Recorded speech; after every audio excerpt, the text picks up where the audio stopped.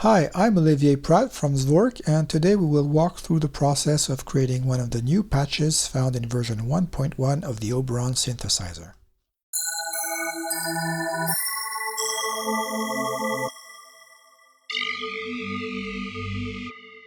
What you've just heard is the patch Growling Bell that you can find in the New Patches directory, as well as in the Bells and Mallets category, and which will be the patch we will recreate from scratch.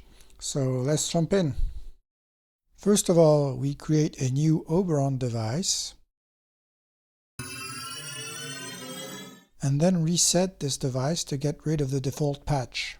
Once reset, you should hear the familiar unfiltered sawtooth. We can actually see this too by switching to the waveform display.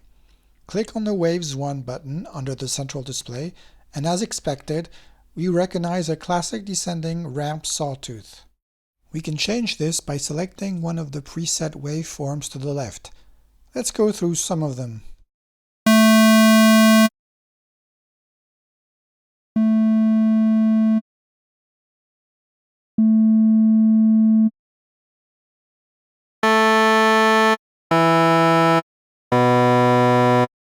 For this patch, we will start with a simple triangular waveform, so click on the Triangle preset. On the right side of the waveform curve, there are a number of functions we can use to modify this curve. We can use symmetry, repeat, or even create a totally random waveform. For our patch, let's repeat our waveform a couple of times.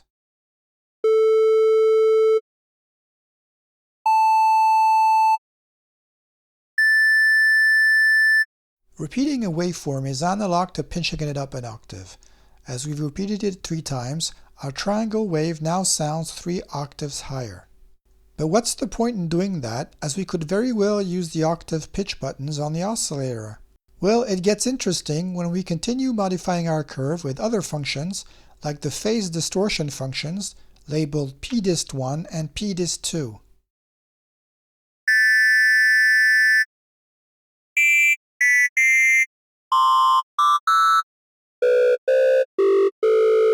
For those of you who have used phase distortion synthesizers, like the Casio CZ series or even FM synthesizers, this should sound familiar.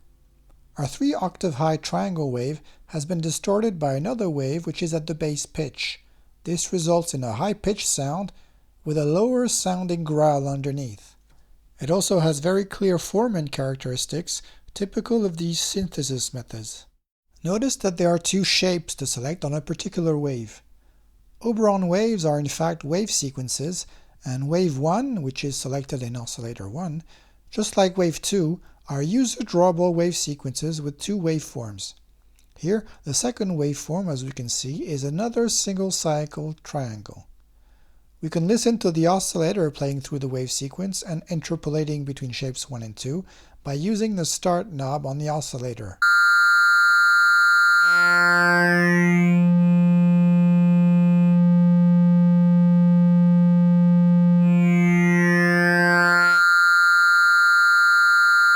If you've noticed, the second shape can be heard very clearly when the start position is at 50%. This is because the sequence loops back on shape 1 at 100%. Another way of playing through the wave sequence is using the motion knob. This will automatically advance the play position at a specific rate, tempo signed or not, forward or backwards.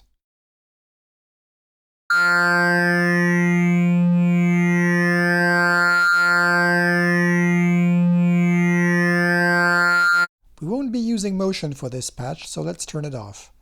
We continue by editing the second shape. But to hear it when we play, remember, we need to set the start position to 50%, so let's do so.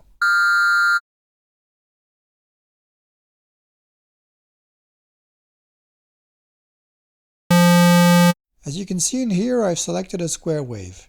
Let's proceed similarly to the first shape and combine a repeat with a bit of phase distortion. Of course, we can apply these functions multiple times.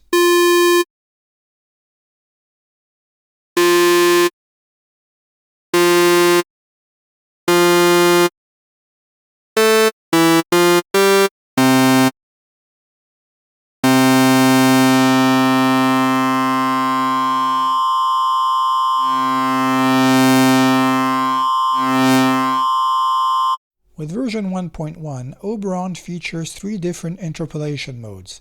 This first one, Shape, interpolates between the 2 shape curves and is the default legacy mode, and what we've just heard.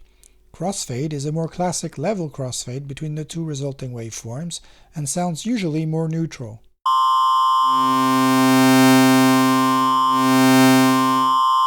The new Spectrum mode, on the other hand, has more character as it tries to interpolate the formants of each waveforms.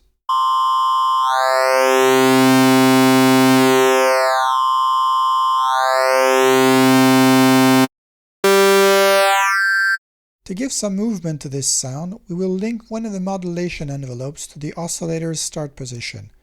Oberon has 3 modulation envelopes, the first 2 being linked automatically to the 2 filter frequencies. So let's use the third one for our task. Clicking on the Mod 3 button reveals the shape of this envelope. Next, we need the modulation matrix to do the link. On the first line of the matrix, select Mod Env3 as the source and Os1 wave start as the destination. We can leave the modulation strength to 50 as we want the envelope to modify the wave start between its values of 0 and 50, the initial value of the wave start knob being set to 0.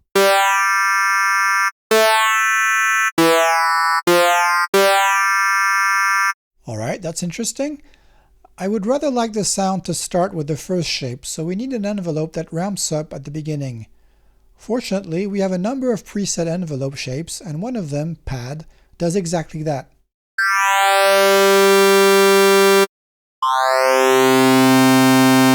If we wish to have an even longer attack, we can drag some envelope points manually, but there are a number of functions on the left to do exactly that. The shorter, longer buttons lets you scale the envelopes in time. There are even specific versions that modify only the attack or release phases. Making our envelopes longer usually has the consequence of moving some points outside of the envelope view. To quickly zoom to the entire envelope, we can click on the Zoom Fit button. By the way, we can also modify the acceleration or deceleration of the envelope sections by dragging the center anchor.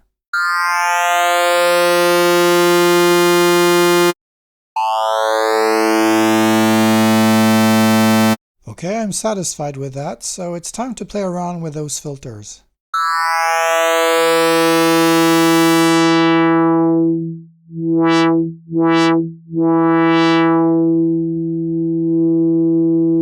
As we said earlier, modulation envelope 1 is already linked to filter 1's cutoff frequency, so we just need to tweak the envelope shape and its modulation intensity.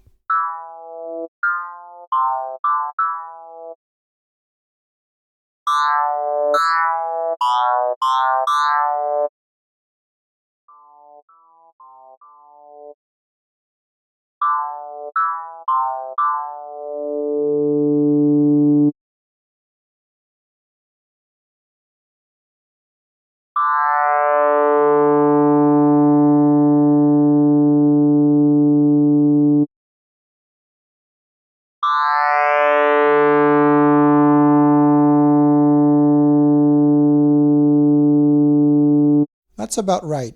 We just need an initial more intense and shorter decay. We will add a new envelope point with a very rapid decay to about half height, before a second slower decay to our sustained level. But overall I'm happy with the current attack duration.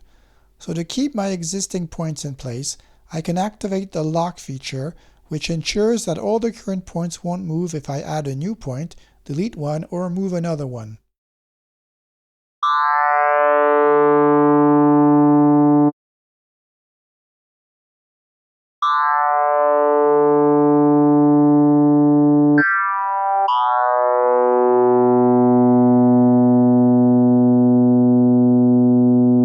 Next, to spice things up a bit and make this slightly more ethereal, we can add some unison. This stacks slightly detuned versions of our sound, starting with 2 voices and up to 8.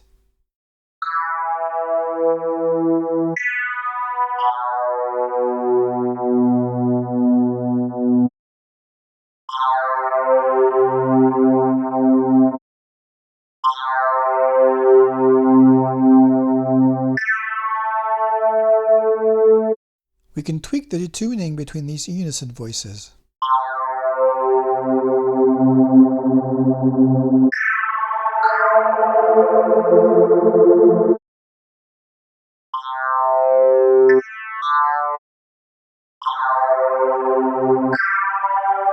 And we can also control the dry-wet mix of this effect.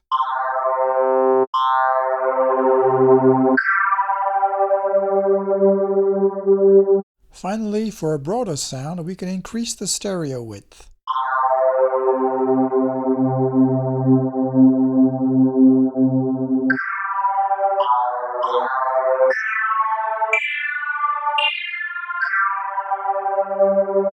Let's check how our sound behaves in the high and low notes.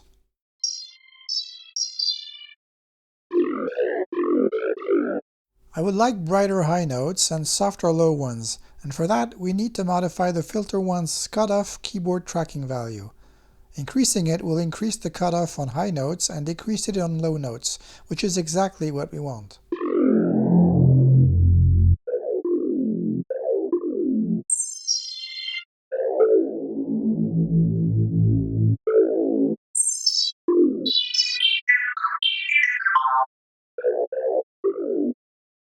If you remember the final patch, Growl a Bell, well, obviously it had more of a bell character to it.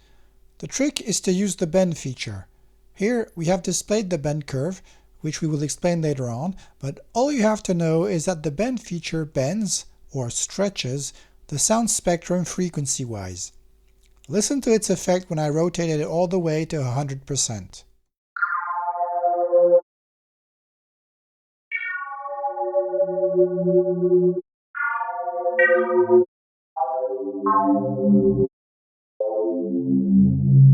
That is definitely a bell.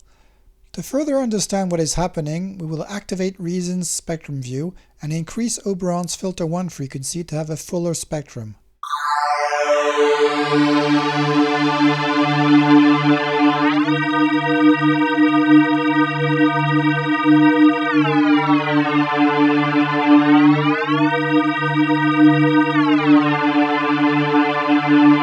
Hopefully this is apparent, but the higher the frequencies in the spectrum, the greater they are stretched out to the right, even higher when the bend effect is at 100%.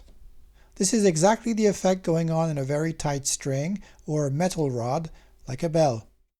The bend curve controls how these frequencies are changed, either contracted or stretched, when the effect is at 100%. You can check out the presets to see how different the sound becomes.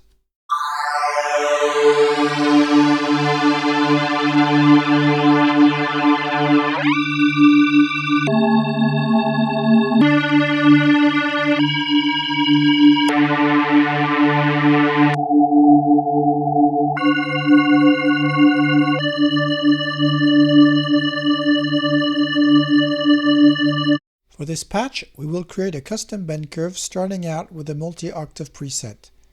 Make sure you have the Y button enabled at the top right of the display. This ensures that the spectrum will be contracted or stretched by octave steps.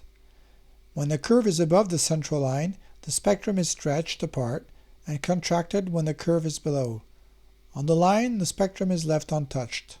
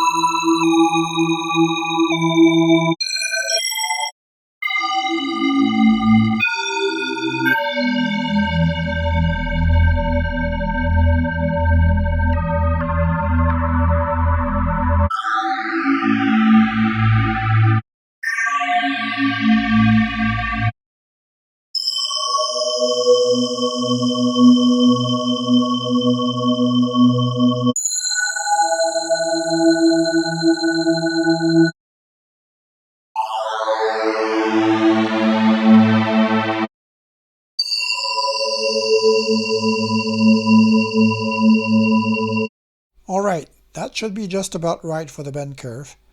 I invite you to take a closer look at the documentation available at the link below for a better understanding on the inner workings of the bend curve. Now let's take another look at the filter and start by lowering the cutoff a bit.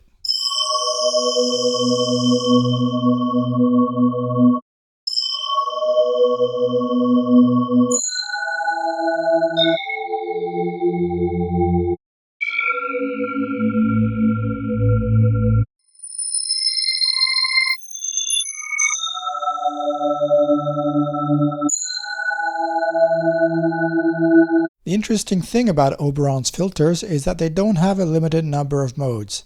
In fact, you can define their frequency response with a curve, just like the envelopes or the wave shapes. Here, for instance, is how filter 1's frequency response looks like. If you're familiar with filter frequency responses, you should recognize a low-pass response. If not, it is fairly easy to read. To the left lie the low frequencies of the spectrum, and to the right the high frequencies. The curve defines the gain to apply at each frequency, just like an equalizer. As you can see, there are once again a number of presets that correspond to some of the most used filter modes, and some more exotic ones. Let's browse through some of them.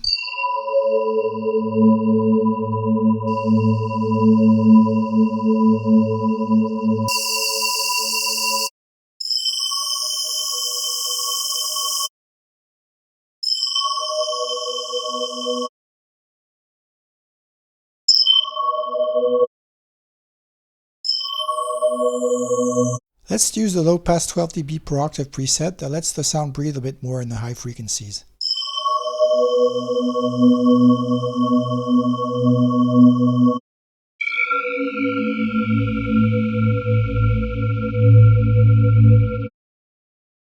The next thing to do is to make the release of our sound a bit longer, so let's tweak the amplitude envelope. We can either drag the last point manually, or use the scaling functions on the right, either the longer function, which lengthens the entire envelope, including the attack, or the longer rel function, which lengthens only the release part. As you can see, if the curve is too long to be displayed in its entirety, a single click on the Zoom Fit button reframes everything.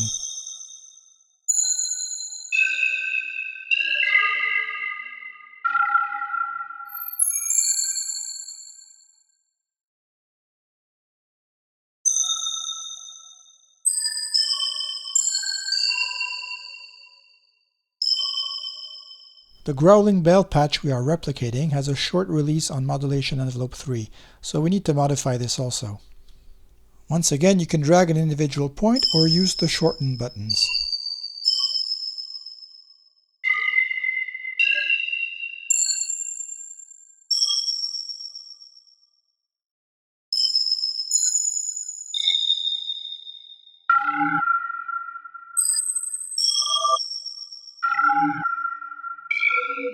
Another thing that the growling patch uses that is not necessarily obvious is the use of the partial clipping or partial saturation feature.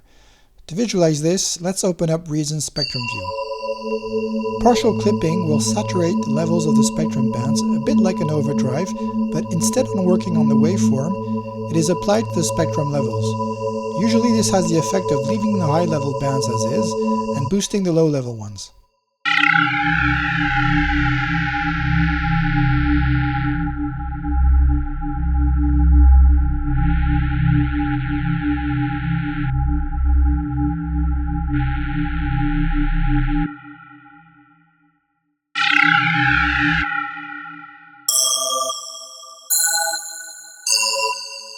Most of the time, we need to compensate the overall energy gain due to partial clipping by lowering the volume of the patch.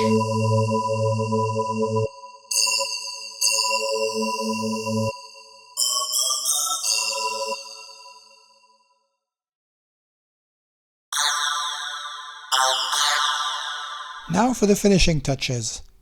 One interesting thing to do is use the modulation wheel to alter the patch in some way. For instance, let's use it to control the bend effect. This is all done in the modulation matrix by choosing the mod wheel as the source and the oscillator 1 bend as the destination. Since by default we want the bend to be at 100%, we set the bend to 100 and the modulation strength in the modulation matrix to minus 100. In this way, when the mod wheel is all the way up, the bend will be 0.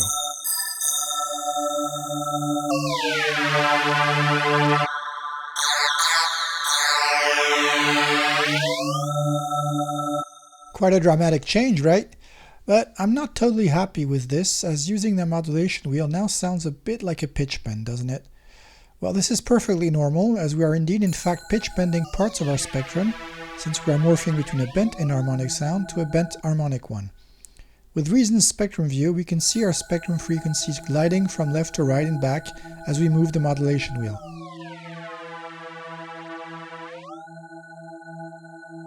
Fortunately, if we want to keep our sound harmonic, whatever the value of our bend, we can use the harmonized knob.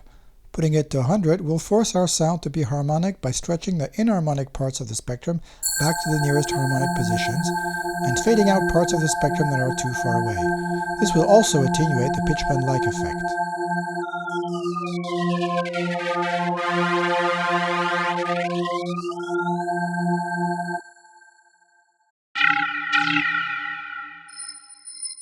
The last thing we can do is adjust the level differences between low notes and high notes. Again, this is done with the modulation matrix by linking the keyboard tracking source to the global level destination.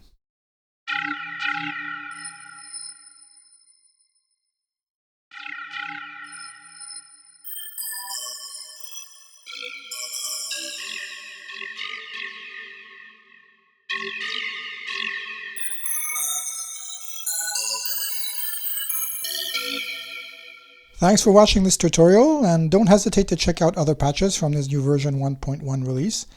And of course, have fun playing around with Oberon.